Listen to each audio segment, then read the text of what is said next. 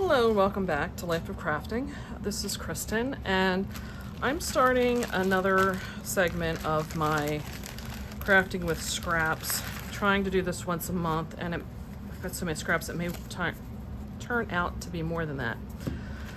So this was the Stampin' Up pad, and these are I just put them in a Ziploc until I'm ready to use them.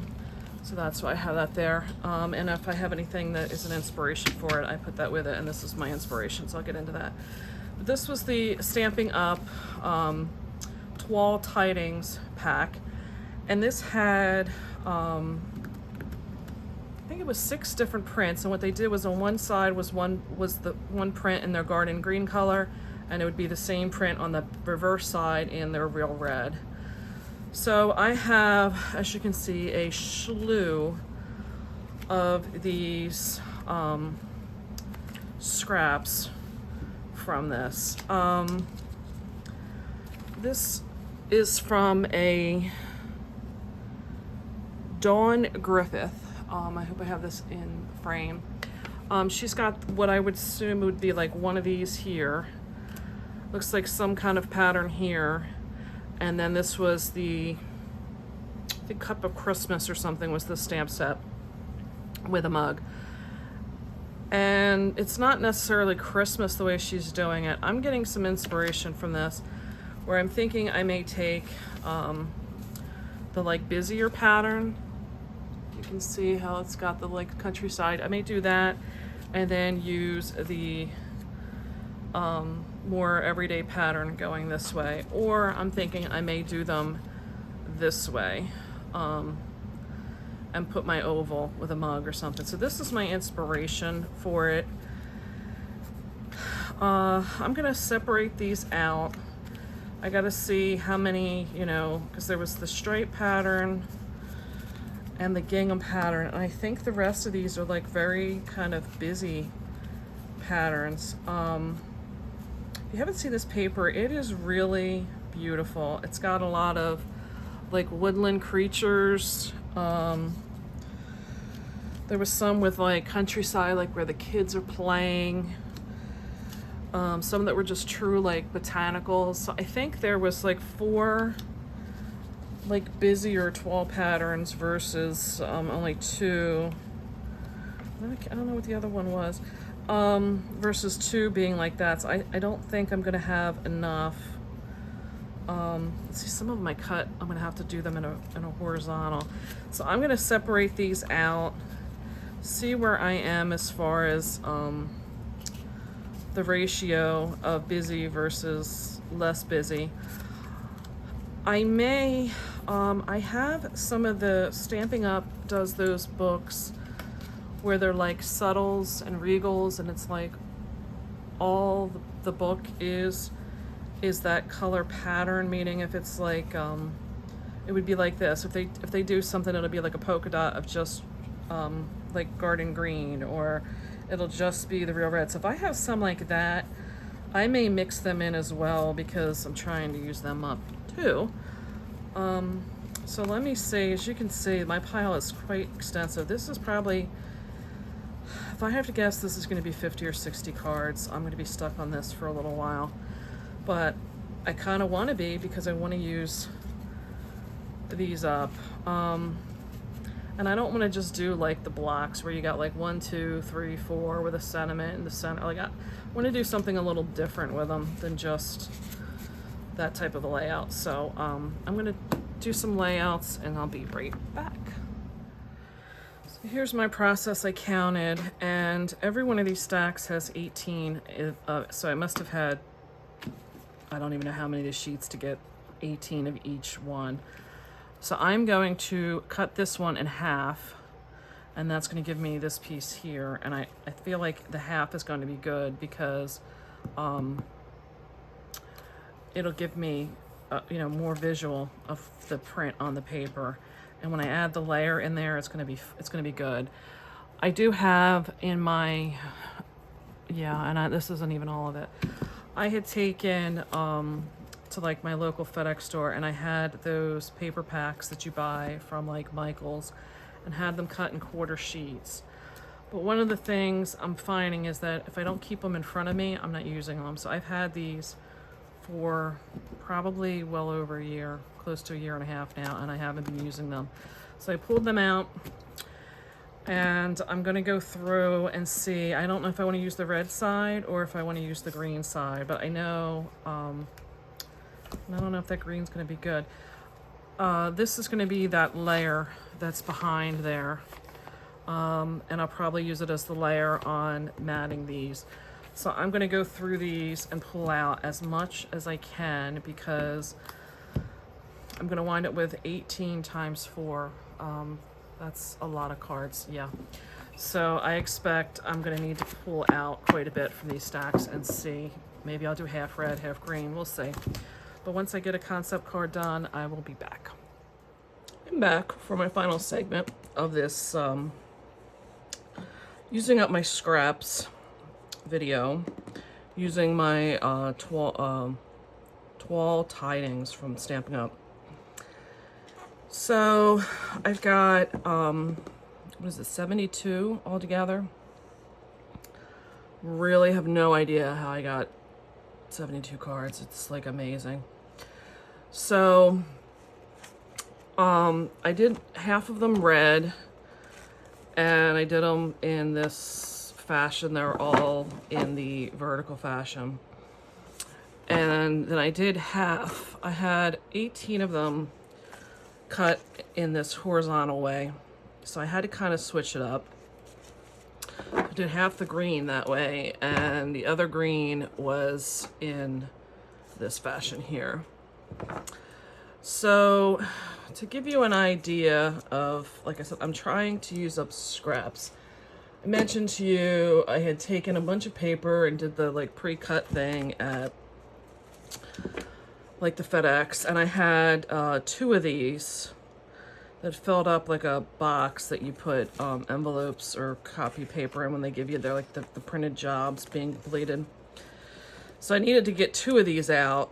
So to give you an idea, like that was one, and that's how much of it I got to use. So I was very happy for that. And then the red, again, I had to pull in 2 to give me the colors I wanted. And for some reason, I wound up using a lot more. I don't really know why. Because like I showed you, I don't even know where it went now. I kept the cardboard there as a reminder. Oh, I was looking towards the back. So anyway, you get an idea of what I'm saying is that, like, you know, if you really make it a mission to try and use up scraps and supplies, you can do it. It really is feasible. I know sometimes you look at your stuff and it's like overwhelming. Slowly but truly, I'm getting through stuff. So these cards are using, oh, I can bring them over here. Hold on a second. This was, I believe, the Stampin' Up! Rise and Shine.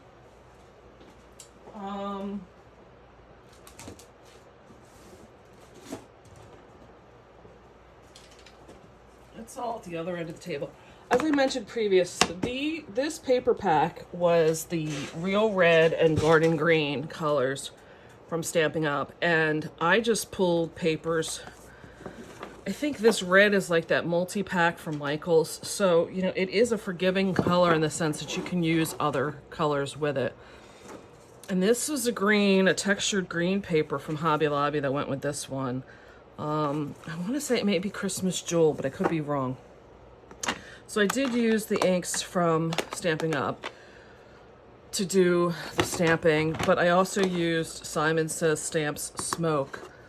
So going back to this was the whole box here. Ooh. That was the original sketch, and look at how much like different I am from the original sketch. You know, they're good for inspiration, just remember that. So yes, it was the Rise and Shine, and this was one stamp set that they did so the stamp could be used reversible, meaning you could flip it over. So I wound up doing that so that when I did my, because they give you in the dies a cup going in each direction. So I put it in my Misty so that you know, I could have them in each direction and I could just pass it through cutting once, but you do get where it's blank on the center of that. And somewheres down the road, I think I had bought off of Etsy, like this really cute, like North Pole sign stamp. And they put this in there as a freebie. I guess you're supposed to stamp one there. I never did that. And they were never, I couldn't get them really centered, but I said, you know what? I'm not that much a perfectionist. People really aren't going to care or know. So I'm such a mess. I'm putting stuff away that I didn't even show you guys yet. So that was that. A snowflake, anything, you know, that you may have that fits that. What I like about this stamp is that you can change it per theme, season kind of thing that you want. So I had to stamp the steam in there because it just needs something else. And I'm still going to do something, but I'm getting back to that in a minute. The Let It Snow was part of a recollection set that was, oh no, that was the Hero Arts. I deemed it Christmas Tree. It's really CL887. I probably got this at Michael's, is my guess. So, you know, and this snowflake probably would have looked really cute in there too, but I didn't use it that way. So for this particular one, Rise and Shine, some miscellaneous, the Hero Arts, and then I have these stamp sets from Stampin' Up from way back when, and they have the layered circles, which is nice to give you that background that fits with the two components, but I wanted a stitching, and they had this other one at one point called layered shapes, and I could fit it in there. So, you know, you just gotta look sometimes to mix and match. So I used that, and save yourself the paper. I die cut the red out of the center of this, and then by the time you put all this stuff on top, you never see it.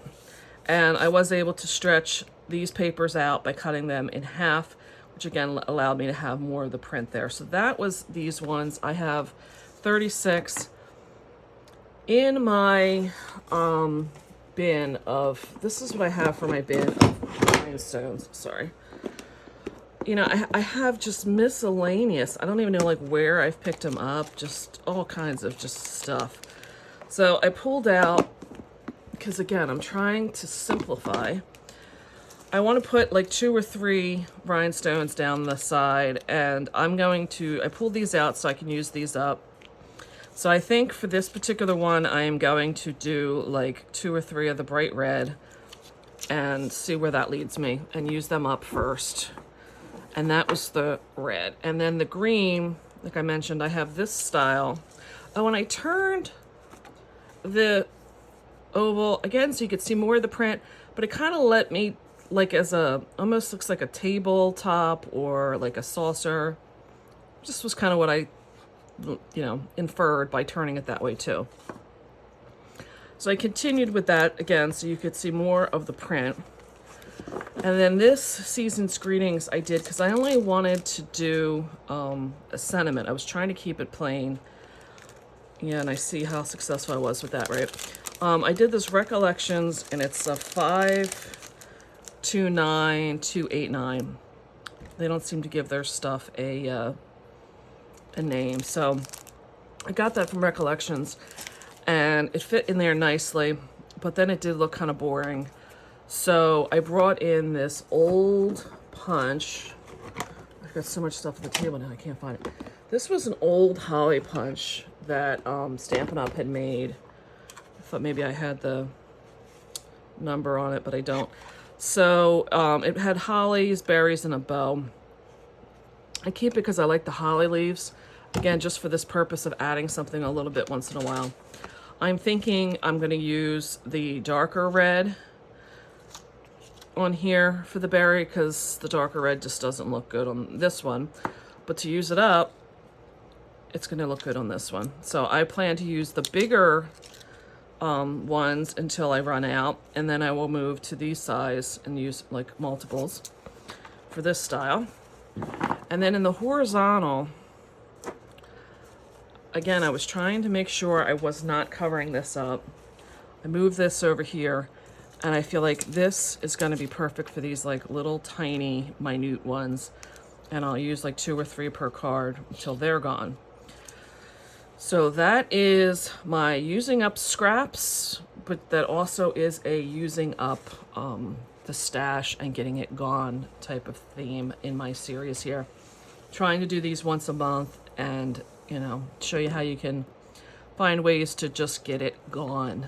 So I hope you found some inspiration. I would appreciate some thumbs up if you did. Subscribe down below because I do have a lot more different series. I have where I am doing the sheet load of card every month. I am trying to do some Saturday morning makes, and yeah, we're getting into the fall. I've pretty much, I've got like 1 pack of Halloween that'll be coming, and some fall, and then I will be into full-blown Christmas to use up what I have. So hope to see you back soon. That's all we got for today, but I'll see you soon. Bye.